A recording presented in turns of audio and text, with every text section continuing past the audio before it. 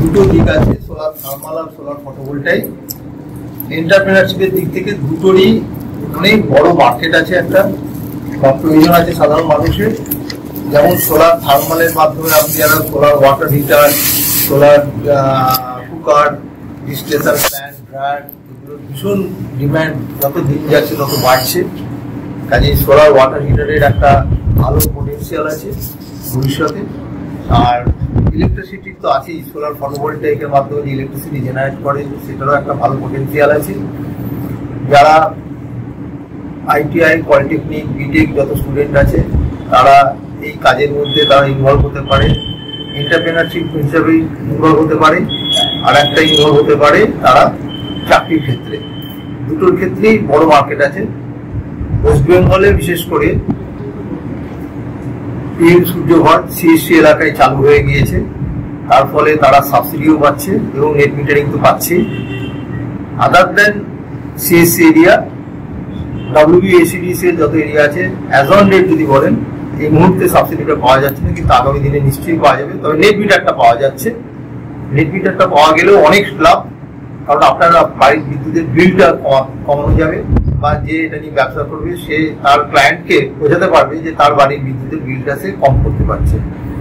কাজেই আমার মনে হয় আগামী দিনে যদি স্টুডেন্টরা যদি এইটাকে তাদের ব্যবসা হিসাবে লাগায়, কাজে লাগায়, বা যদি তাদের চাকরি ক্ষেত্রেও কাজে লাগায়, আমার মনে হয় এটা একটা বহুল ব্যবহার বা তাদের ক্ষেত্রে একটা স্বনির্ভরতা ক্ষেত্রে তারা এগিয়ে যেতে পারবে। এরকম বহু উদাহরণ আমাদের হাতে আছে, যারা আমাদের এখান থেকে ট্রেনিং নিয়ে তারা ব্যবসা করছে, অনেকে চাকরি করছে, রাজ্যে তো করছেই, রাজ্যের বাইরেও বহু জায়গা, বহু কোম্পানিতে তারা কিন্তু চাকরি করছে। তো আমাদের অভিজ্ঞতা, লাস্ট 41 বছরে এই ফিল্ডে কাজ করার অভিজ্ঞতা, কাজে বহু ছেলেমেয়ে এখান এই পেশায় তারা নিযুক্ত হয়েছে এবং তারা খুব সাকসেসফুলি তারা কাজ করছে এবং খুব সম্মানের সঙ্গে কাজ করছে। তারা বিভিন্ন গ্রামগঞ্জে তারা তাদেরকে সোলার ইঞ্জিনিয়ার মতন তারা সেই সম্মানটা তারা পায়। এটা খুব ভালো। এবং আগে যেটা ইন্টেরিয়ারে যেটা ব্যবহার হতো, শুধু সোলার, লোকে মনে করতে বোধহয় শুধু ইন্টেরিয়ারই সোলার ব্যবহার হয়, যেখানে বিদ্যুতের গিয়ে পৌঁছায়নি সেখানেই বোধহয় সোলারের প্রয়োজন। এখন ব্যাপারটা ঠিক সেই জায়গায় নেই।